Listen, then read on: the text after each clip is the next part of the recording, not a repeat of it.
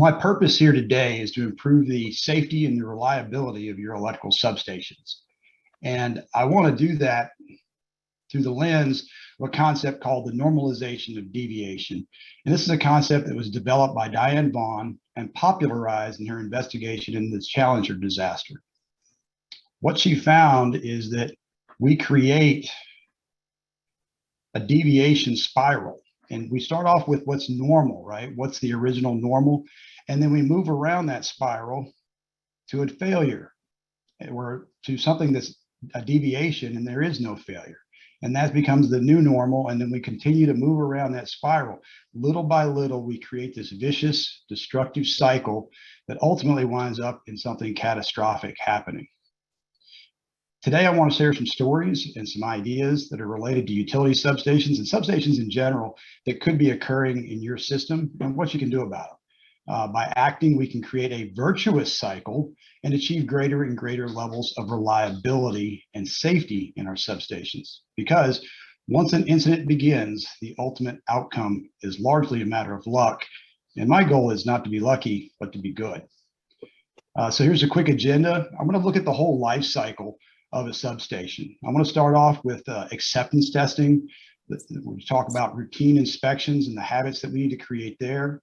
Talk about maintenance testing and reiterate some of the things that Ray in the first presentation talked a little bit about. And I'm also going to mix in some new technology, things that you may or may not be doing, that you may or may not be aware of, that could bring, once again, that added level of safety and reliability. And once again, avoid that normalization of deviation. So let's talk about acceptance testing. And as Plato said, the beginning is the most important part. This is the most critical place for our substation's life cycle to achieve that safe and reliable operation that I'm speaking of. And once again, it's really pretty simple to verify an individual component, whether it be a transformer or a breaker.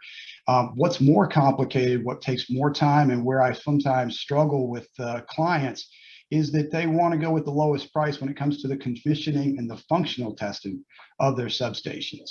And when we do that, we're basically challenging ourselves to create that system that's going to work flawlessly. I would encourage anybody that's listening, anybody that gets to specify this type of work, that it's a collaborative effort, that we're working to establish a budget, establish expectations, and participate in the process, because if you participate, you'll have a higher level of confidence in the ultimate integration of your system. So let's start off with transformers. These are by far the most expensive component in most substations. And once again, they're designed to last for years, but if they're not properly started up, you could have all kinds of challenges. Once again, folks on this call are probably familiar with the general acceptance testing. After this transformer has been shipped, set on its pad, assembled, we want to do a series of electrical tests to ensure that it's going to operate properly. Once again, what's more important, probably the most important thing, is to make sure that the controls are working. We want to make sure that our trips are going to trip the protective devices to, once again, protect our transformer. And we also want to make sure that any alarms that the transformer is going to send, once again, are received on our annunciator panels. A quick story about the challenges that we've seen in my career. We had a technician. His job was to, once again, verify these transformers, alarms, and trips. He went to the transformer and operated the various protected devices or simulated the outputs from these devices to the annunciator panel. After he had done, there's probably 6 to 8 of those on most transformers. He went in, checked the alarm panel, and yep, all 8 alarms that he operated activated panels on the annunciator. The problem is that he did all 6 of them or 8 of them at one time. Fortunately, we've got a process using humans performance tools of independent second checking. So during an independent second check, the technician operated one device at a time, and just as an example, discovered that the sudden pressure device was illuminating the low nitrogen bottle target. Now you can imagine that if you don't have the proper information about your transformer, that can lead to any number of wrong decisions about what to do next. So once again, very important that we start this system off correctly and make sure that these alarms are wired properly and enunciating properly. Many people on this call are probably familiar with SFRA testing. Once again, this test is typically done at the manufacturer's site, especially if you specify it. And once again, it's a mechanical check. It's looking at the interaction between the core and the windings to make sure that, that they're properly configured. And once again, after a transformer's gone down the road and down the rail lines and been set on its pad and fully assembled, running this test again is important because we can compare it to that factory data, once again, to ensure that our transformer hasn't had any challenges as it came down the road. And then, of course, we can also continue to do this during maintenance testing to continue to keep an eye on our core and coils. And once again, sometimes we have close-in faults that might really strain our transformers. And being able to run that test again and have comparable results can be, once again, a big win for maintaining reliability. Moving on to breakers. And once again, it doesn't really matter much to me whether it's in a 161 kV SF6 breaker or a circuit switcher or a 30, 25 kV SF6 breakers or metal clad breakers. We want to make sure that these components, once again, once they arrive on site and set on their pad, once again, are going to be safe and reliable. And once again, we talked a minute ago about mechanical issues, make sure that, they're operating at the correct speeds and that sort of mechanical features we want to ensure of. Quick story about mechanical features. We had two situations in my career where the contractor installed breakers backwards. And once again, this mechanical box that hangs off the end of the breaker here can face left, right, north, south. But in two cases, they were installed backwards. In one case, it was the convenience of the contractor because he put his pipe to the wrong side of the pad. So to marry it up more cleanly with the control cabinet, he turned the breakers around. It seemed like a simple fix. Second situation was the engineer, when he did the drawings, drew it and he mirrored the second bank of breakers. And by mirroring that, he turned them all around. And of course, the contractor installed them the way the drawings were provided. So once again, the breaker doesn't really care which way the current flows. But what does matter are the current transformers and how those interact with our protective devices. So in both of those situations, we had to do a significant amount of work to normalize that deviation, to basically eliminate that deviation by, once again, verifying that the right CTs got used, updating the drawings and the documentation. And once again, that provided the system owner the good starting point that you need in your electrical system. So once again, I mentioned I don't really care, once again, whether it's a metal clad breaker or a substation breaker. Some of the most important things that we need to check out are the controls. And we're seeing controls get more and more complicated, more and more permissive circuits, local remote switches, many different trips and monitoring. And what we want to do is we want to make sure that this most important part gets checked. And I've already done a little bit of highlighting to indicate that we want to have some form of documentation that says, yes, I checked this circuit, the breaker tripped when I did it, and that's what I expected to have happen, or this input went high, and that's what I expected to happen. And once again, another story about how sometimes mistakes make some of the best learning environments, right? We had a substation where the technician was to check out these circuits, and when the breaker was open, both the red and the green light were illuminated. And he just kind of walked by it. Once again, normalized that deviation. Fortunately, our human performance tools caught that during second independent checks. And we spent about 2 hours running through the drawings, running through all the wiring to determine how come we got both lights during that process.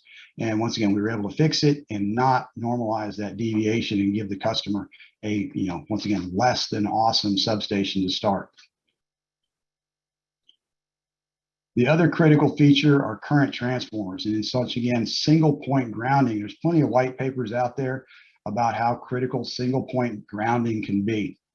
And, in some CT circuits, as I've done here, it's pretty simple. This is just going from the CTs through a shorting terminal block, or in this case, a PK block, to a relay, to another device, and then once again, back to the CTs.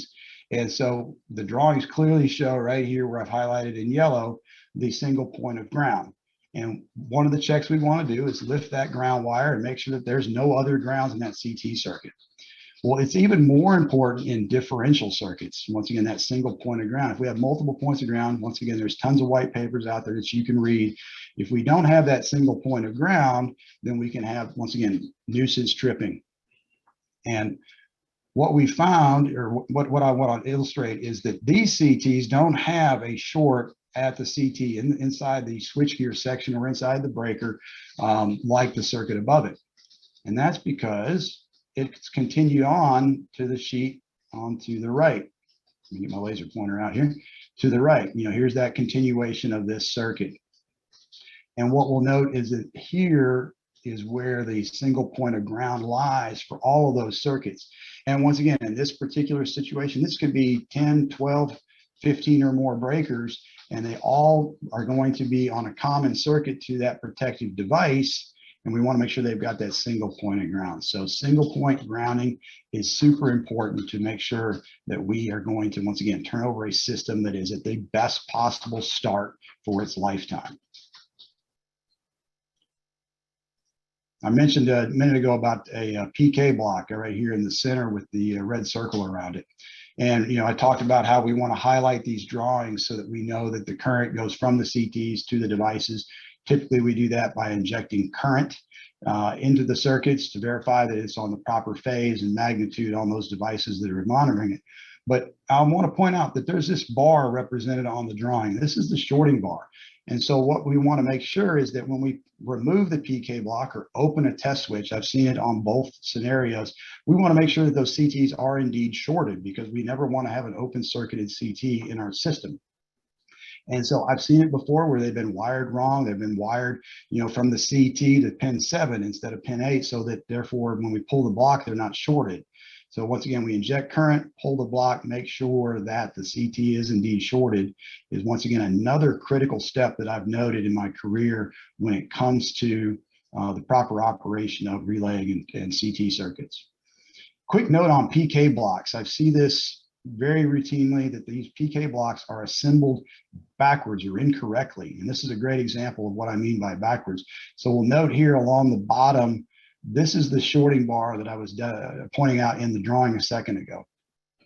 And you'll notice it's sort of a hockey stick shape, right? And you'll notice in this particular case, the blade of the hockey stick is pointing out of the PK block. Well, that is installed backwards. That hockey stick should really be pointing towards the back of the PK block housing. Because once again, when we insert the block that we removed to short these, that block creates a connection, electrical connection between these two tabs, for example. And if we insert the block to create that connection, it's going to sit really, really close to that, once again, blade of the hockey stick, blade of that shorting bar.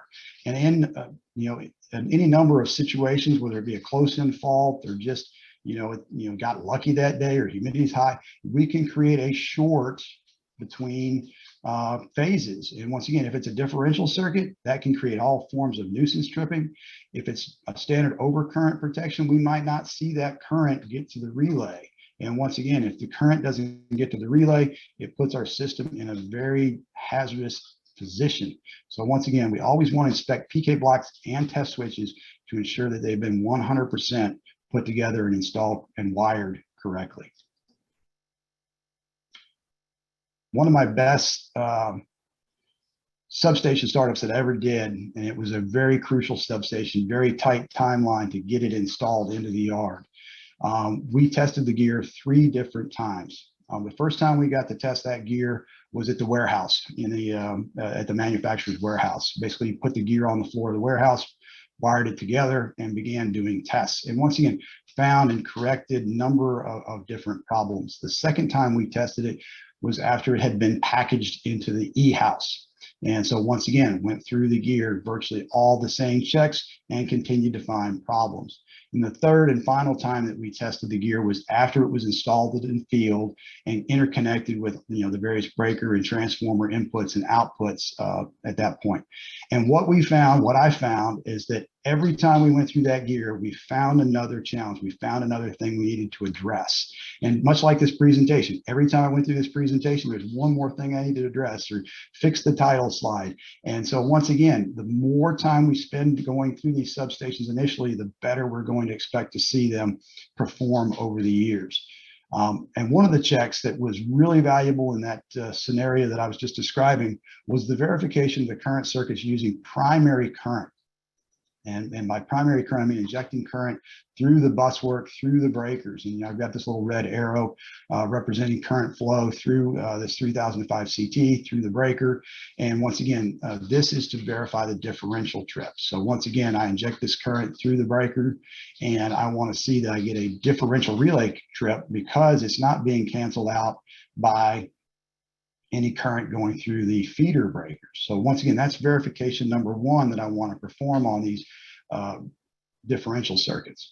So the second one, first one's trip test. The second test we're going to want to do is once again inject that same current through the main breaker, but then also inject it through the feeder breaker. And in this case, that same current that tripped the breaker initially on the differential now should not trip it, because once again, the system's going to see that the current that's flowing in equals the current that's flowing out, and therefore it's going to see it as a normal operating situation. Now, once again, it's going to take some time because we got to do this on every phase, and we need to do this on every one of our feeder breakers. And like I say, that picture I showed you of that 25 breakers in a line outside, it takes a little bit of time to go through all of those checks, but it's critical, once again, if we're going to have a system that operates properly. And once again, sometimes that level of checking, that level of operation is going to take multiple test sets. I've got a picture here representing several test sets that were used to simulate faults in a very complicated system. And once again, in this case, we were able to Ethernet these test sets together and control them with one laptop and make them, once again, provide different simulations to the system to see how it responded. And we want to see that it responded in a manner that was what we expected. Some people on this call, I'm sure many, are familiar with things like end-to-end testing, where we will have multiple test sets connected by satellite link. And once again, simulating faults and making sure that the system responds as expected. But once again, I can't downplay enough the importance of primary current injection through our CT circuits to identify wiring mistakes, shorts that may have been left in somewhere, and once again, making sure that all of that lines up to provide a reliable system. All right, let's move on to routine inspection. And as Aristotle says, quality is not an accident, it is a habit. And that's what I want us all to establish to avoid that normalization of deviation, are good habits of walking through our substations and looking for things that are not normal. Even in the background of my slide here, I'll point out this debris is from a decaying filter, a filter that's supposed to eliminate, once again, foreign debris from getting into our switchgear enclosures and our breaker compartments. We want to make sure things like this heater that are sitting here in the background are indeed working, because once again, moisture is a bad thing for me, particularly medium voltage equipment, but electrical equipment in general. Moisture has a destructive nature. So we want to make sure that these simple things are being addressed and not normalized. Well, that heater's not working, it's not a big deal. We don't want to normalize that. We want to fix it. We want to make lists and address these things. We've already seen this slide once before, but talking about transformer alarms, we want to make sure that those alarms are being addressed. If you've got a low nitrogen bottle alarm, you don't want to just walk by it. You don't want to just keep walking by it. You want to fix it. It's not normal. Don't allow that to become your new normal, because ultimately, if you ignore that, you're going to ignore something else, you're going to ignore something else, and then you're ultimately going to lead yourself to a catastrophic failure. I've got a customer right now. He's got some mystery alarms that are coming from his transformer, and he has not yet addressed them. And once again, that's where I think normalization sometimes comes into play. It's about time. It's about money. It's about, God forbid, sometimes it's about pride in the fact that you don't want to admit that you made a mistake, or that you ignored a problem. And once again, put your pride aside and let's avoid catastrophic failures. Ray talked a little bit this morning about the use of thermographic surveys, and I highly recommend thermographic surveys. If I had $1 to spend on maintenance, I'd probably spend it here, and a second dollar I'd spend on my transformer oil sampling. But once again, we can see here, overhead line, it's got a hot connection right here at this clamp area. And once again, something that can be addressed and fixed before we create an outage for our clients. I don't have the thermographic picture for this one, but here's the secondary side of a utility substation. And they found a hot connection at this terminal pad. And once again, you can see here, the terminal pad and the damage done by the heat that was generated. Fortunately, they had a good system in place to identify those problems and were able to address it before it created a major failure. Because you can imagine at minimum, we might have single phased a bunch of clients, or if it exploded, it could have gone phase to phase and caused significantly more damage. And once again, it could also damage things like our transformers too. So once again, we don't know where these accidents, once an incident begins, the ultimate outcome was largely a matter of luck. And once again, if we can avoid that situation, we'll be better for it. For those of you that have really critical systems, there is the online monitoring. And once again, Ray in his presentation this morning talked about the expense of that. But once again, it depends on the criticality of what you're trying to accomplish. There's two companies out there that I'm familiar with. I'm sure there's more. One is Exotherm and one is Grace. And both use some different technology to achieve the monitoring that they're doing. Grace uses flexible fiber optics that actually bolt to the connection. So for example, you can run that fiber optic up to the pole or up to the line here, and basically it goes right around this bolted connection to monitor the temperature 24/7. Exotherm uses these sensors. It's like a camera, but there's no visual. It's just monitoring the thermal. Like you say, you see one installed in the switchgear here. Once again, providing 7 days a week, 24-hour a day thermal monitoring of our critical systems. What kind of things are we walking by that are just in plain sight? You can see the crack in the CT right here, this outdoor CT.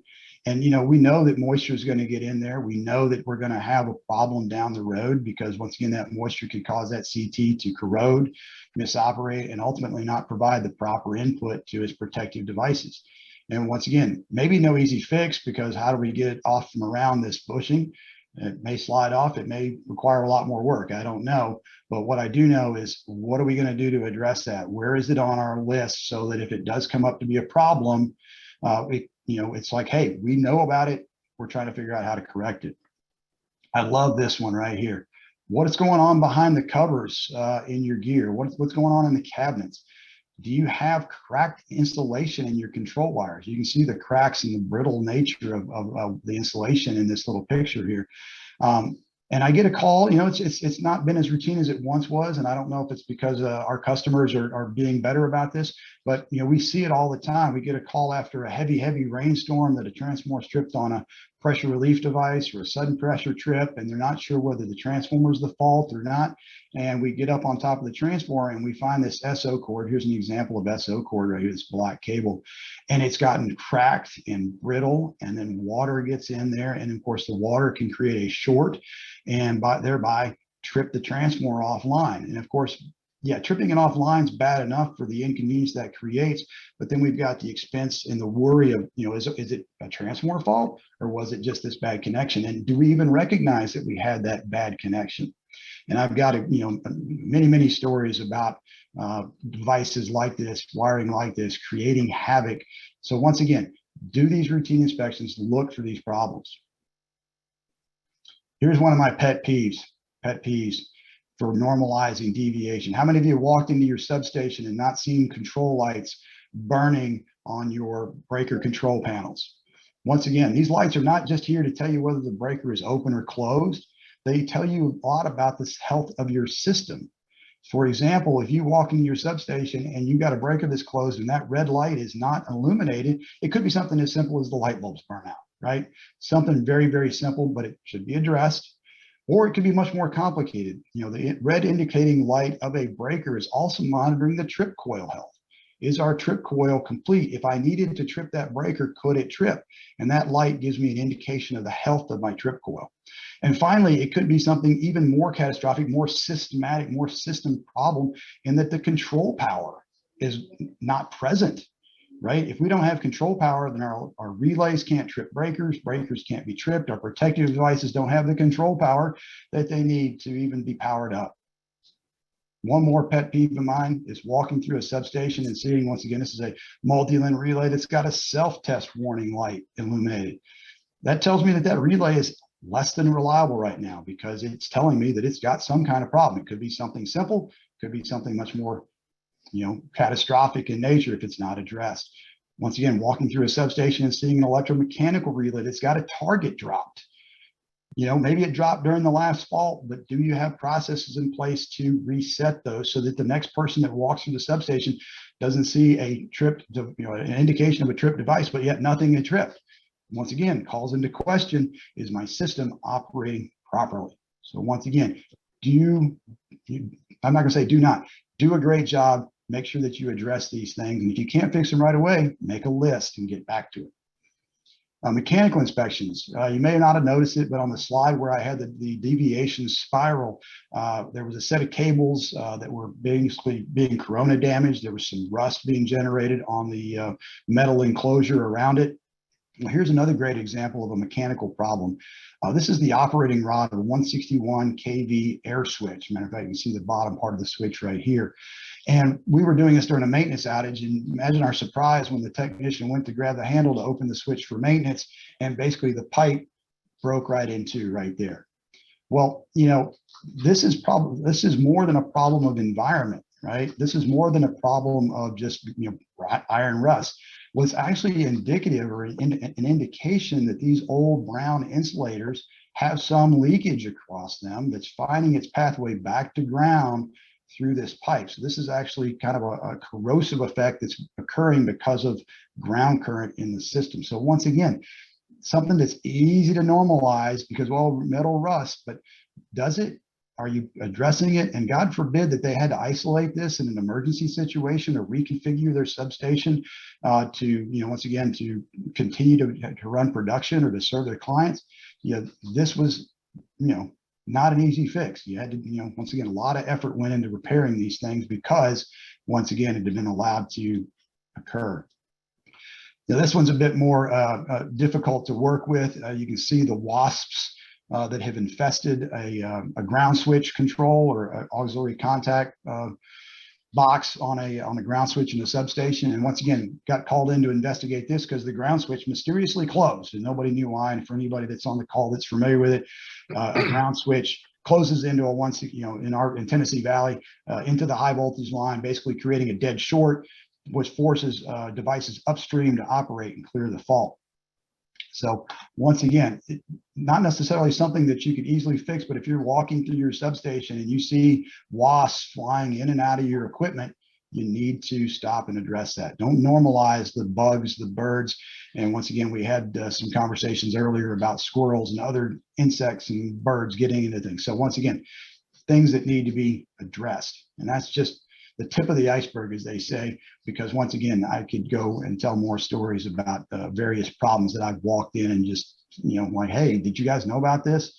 And they're like, yeah, but we were going to get around to fixing it. So let's talk about maintenance testing. And, the quote here is electrical mechanical equipment is subject to failure at the worst possible time for no apparent reason. I'm taking credit for that one. I couldn't find anybody that said it on the internet, but I'm pretty sure it's one of Murphy's laws that I've adapted. And, once again, it is true that things do tend to fail at any time for no apparent reason. But a quick note from IEEE 493 2007, and I know that there's probably been some questions called into that document because of some of the small sample size. But we'll note here that if we have equipment that's been more than 24 months since it's been maintained, it's as high as 77% of circuit breakers don't operate. Now, I don't know if I believe that 77% is the right number, but what I know is I play poker, right? And I know that the odds of catching a card can be calculated and yada, yada, yada. But at the end of the day, you're either going to catch your card or you're not going to catch your card, right? It's a 50-50 chance. And that's the way I feel about breakers and electrical equipment that's not been maintained for 2 or more years. It's either going to work or it's not going to work. And I don't like that kind of vagueness in my life. So I like to make sure that we do proper maintenance. NFPA 70B provides us a little bit more insight into the effectiveness of maintenance. We can see that if we do a lot of maintenance, we're going to spend a lot of money on it, but our failures and repairs will be low. Likewise, or in contrast, if we don't do much maintenance at all, our maintenance costs will be low, but our repair costs will be high. And there's this sweet spot, right, between what we do as far as maintenance and what we do as far as repair. But once again, this doesn't take into account the headaches that are created, the potential lives. Once again, I don't want to overplay that, but the potential lives that could be at jeopardy if they're around a system that's not been properly maintained. They could be subjected to an arc flash event that could be, once again, catastrophic. So once again, taking into account those two standards, let's talk a little bit more about some maintenance.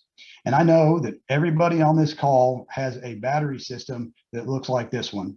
It's pristine, it's been tested regularly, but I also know that at least one customer out there had one that had been seriously neglected. And I don't know how you normalize this deviation, because anybody that's owned a car knows that if your battery starts looking like this, your car just may not start, right? But once again, it happens. And I don't pretend to know why humans, I say, make the choices they make. But once again, we can all recognize the problem here.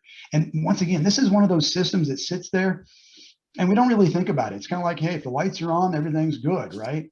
But once again, this battery system is what controls all of the protective devices in your substation. Without a proper operating battery system, your breakers don't trip. And you could have, once again, catastrophic events occur because those protective devices are not allowed to do their job. So once again, take care of those simple systems. I can't stress that enough. Ray talked a little bit about this morning as well. He talked about partial discharge occurring. And once again, you can see these burn marks here at the base of this insulator. You can see the tracking on this potential transformer. And once again, this happens in our systems, particularly our medium voltage systems, which is primarily what we're talking about today. And it's typically a problem of moisture and or design, right? And so what can we do about that during regular maintenance, shutdown maintenance, but between regular shutdown maintenances, we can also look for PD. And like I say, Ray talked about this, there's portable PD detectors that we can use to go in and periodically monitor our system for, once again, things like this that are, once again, partial discharges occurring.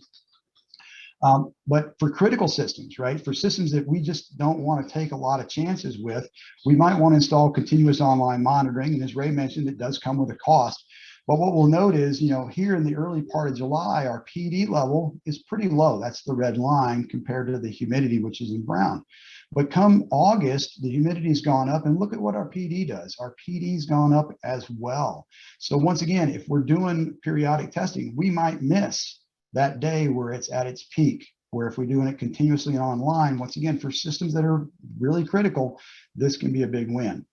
And once again, it's a pretty simple installation. We can use one CT per set of cables in our gear. And then once again, in this manufacturer's representation, about every 3 sections, we install these capacitive coupled CTs. Once again, I'm going to use the word listening for PD and detecting that and trending it. So once again, for those that are looking for something to really ramp up their security or their reliability, this type of monitoring is critical. Another problem that's coming, if you haven't heard about this problem, if you're not aware of this, it's coming. And that is, we have an enormous fleet of aging vacuum breakers. And these vacuum breakers, the bottles are slowly but surely losing their vacuum. And pretty simple thought, right? And the traditional test has been a pass-fail test. We would apply a voltage across the bottle. That's partially what this picture is representing. We're applying a voltage across the vacuum bottle when it's open. And if the vacuum bottle withstands the voltage, it's a pass. And if it jumps the gap, then it's a fail, right? And that's fine. That's been the tradition. That's been the what we've done historically, but that's not good enough, because what we don't know is, where's that bottle really at? And what we have is a technology out there called the MAC test. It stands for Magnetronic Atmospheric Conditioning Test. And we add one more feature to our traditional, once again, over potential test of the bottle. We wrap a magnetic coil or put a magnetic field around the bottle. That's right here. You can see the wraps around the vacuum bottle here in the picture, and represented on the diagram. That's this area here and here. And so we apply the voltage. We basically induce a magnetic field, and that causes ions to jump the gap across the vacuum bottle. And with that measurement, with that ion measurement, we were able to determine the actual pressure in the bottle. Now, this is Paschen's curve for dry air. And what we'll note is that from like -2 to -6 vacuum, the breakdown voltage of dry air is really, really high, 400K. But we get to this point on the curve right here, somewhere around -1, where you'll note it drops off very rapidly. And so in my example of the pass-fail test, if we're sitting right here on the curve today, that bottle would pass. But what happens in a month or a year when it's sitting here? And once again, that's the advantage of the MAC test, because it actually tells us where am I at in the life cycle of my breaker. So once again, really important test. If you're not familiar with that, to once again keep an eye on your your vacuum bottle life cycle. Let's talk a little bit about transformer testing, and I'm not going to go into a bunch of the tests. Some of the other speakers already talked about that, but I want to address, most of us are familiar with testing power factor at 60 hertz. That's pretty much been the tradition. Just about every manufacturer that I'm aware of power factor testing equipment now has the capability of testing over a variety of frequencies. So in this case, from 20 hertz to 400 hertz. And what we can note is that both transformers A and B at 60 hertz have a good power factor of 0.4. But what we can note is that they respond differently over the series of frequencies that they're tested at. And once again, these different patterns are indicative of the transformer B being moist or wet, or having some moisture in the insulating materials there. And so how can we learn more about that? Well, just a quick note. Once again, we've talked a little bit about oil testing previously. We do oil testing and we sample what's in the water. And this does a good job of depicting that you may have 16 parts per million in the water, but the vast majority of, in the oil, the vast majority of the water though sits in the cellulose, sits in the paper of the transformer. And once again, that water moves in and out of the paper. So once again, as the transformer heats up, the water moves into the oil. As the transformer decreases, it goes back into the cellulose. So once again, it's constantly moving back and forth. If you're not familiar with it, the two big killers of your transformers are operating them at high temperatures and operating them in a moist environment. Because once again, it damages the mechanical strength of the paper. And once that paper is damaged, there's nothing you can do to fix it except get a new transformer or rewind the one you have. So once the damage is done, it's done. And I'll just point out briefly that if we're operating two different transformers at 70 degrees C, the one that's dry is going to have about a 10 times increase in life expectancy over the one that's wet. So it's really important to operate our transformers as dry as possible. The test that most of you may not, or many may not be familiar with, is called the dielectric frequency response. And this test does a fantastic job. It's similar to a power factor test, but once again, instead of being done over a few frequencies, this is done over a wide band of frequencies. And without going into a lot of detail, once again, a new transformer, the curve sits down and to the left.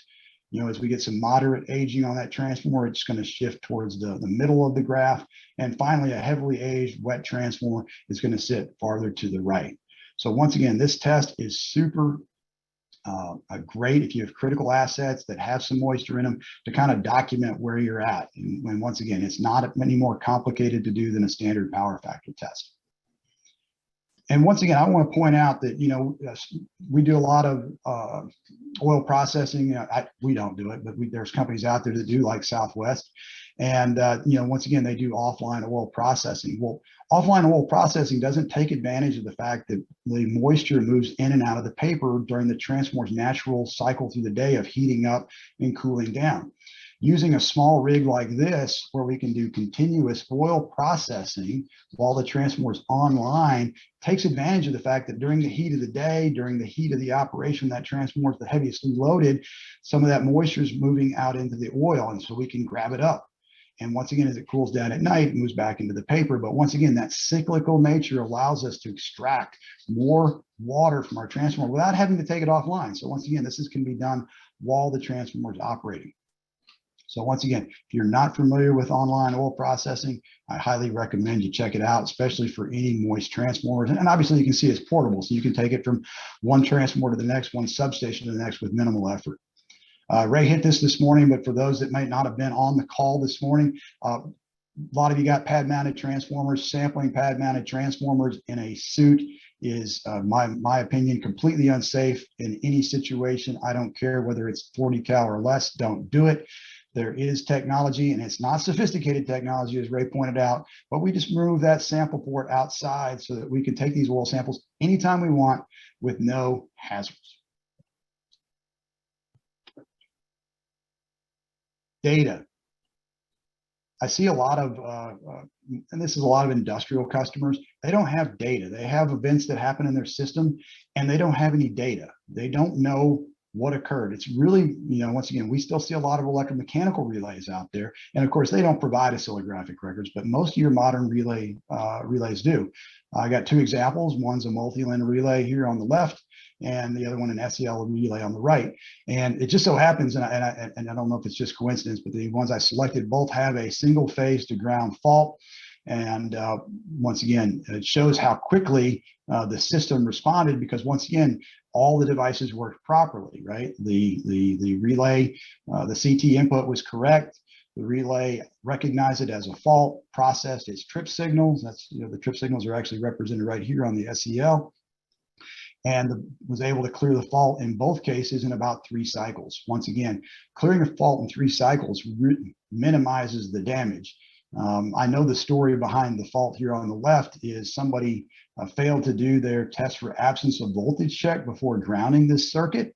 And so when they went to hook their ground onto the circuit, they shut down the plant.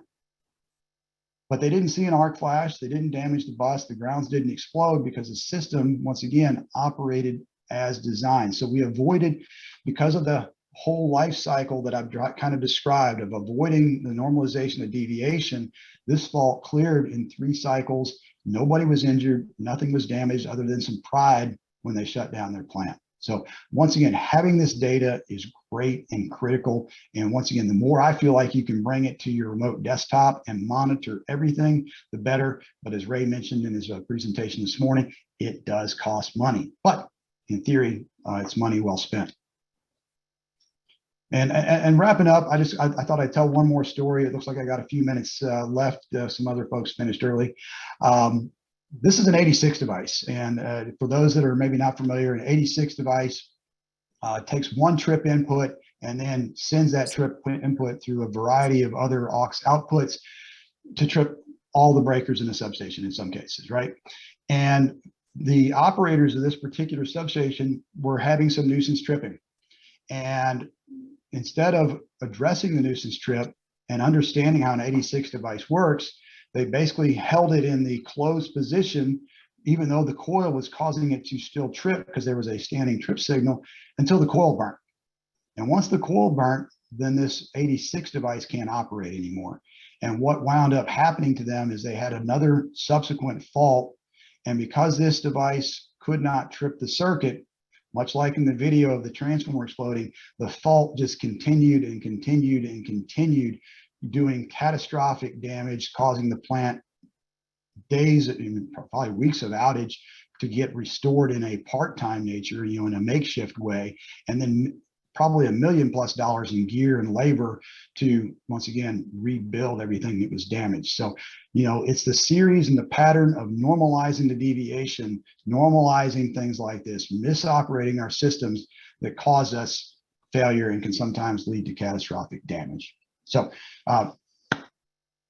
Randy, thank you very much. I'll be happy to address any questions. I've done my best to avoid anything in the chat. We did get lots of questions here. So first one is, if a breaker was installed backwards, the CTs would be backwards and also incorrectly phased.